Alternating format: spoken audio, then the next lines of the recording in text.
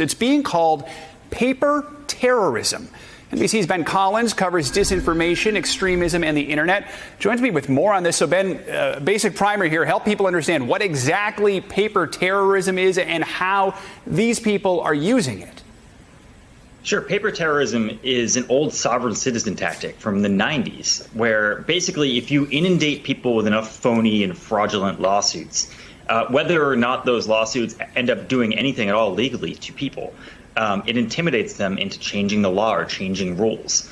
What's up, everybody? Major Retired Richard Ojeda here, and all the little QAnon cultists are taking a page out of their master's playbook, a tactic known as paper terrorism, where you file as many lawsuits as possible, completely baseless lawsuits, mind you, but that doesn't matter. You just bombard with so many lawsuits that you scare or outright irritate the entity you're attacking into yielding to your requests. Trump has played the courts his entire life, fudging the laws to avoid his own conviction on all of his white-collar crimes, letting his underlings take the fall, and of course playing the long game of tying courts up to perpetually stay on the run, spending money he doesn't have and delaying his inevitable default of the mountain of debt that he owes. So right out of their leader's playbook, the cultists are ransacking schools with totally sham lawsuits over mask mandates, books that they want banned, and whatever other issues their fascist regime wants them to take violent action against. And some of these school boards are falling for this bit.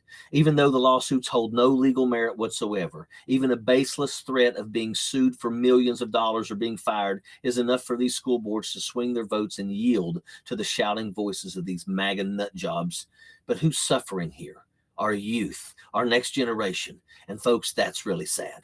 These people absolutely came out of the woodwork with Trump and the Republican Party. They've seen that stupidity and incompetence are no barrier, but actually a warmly praised attribute of holding public office in the eyes of the GQP. Swearing, spitting, and spewing their hatred is now something that is praised and admired within their cultist circles. And this crowd is literally a train careening off the tracks with no brakes, and they don't even know what the hell they are doing or the consequences of it. Their only motive is to own the libs, whatever that means. Doing the master's bidding, which leads to the very demise of our country. These people have never cracked open a history book, ones which they are oh so eager to ban. And if they did, they'd see an important parallel, a historical lesson of the outcome of political movements that look to censor and ban books. That's why we have to get motivated. Trump's hatred and ignorance has motivated the neo-Nazis, the white supremacists, and the purely ignorant. And sadly, when talking about motives for running for political office, even local school boards, the motives for running are more often personal and vain than a commitment to the community.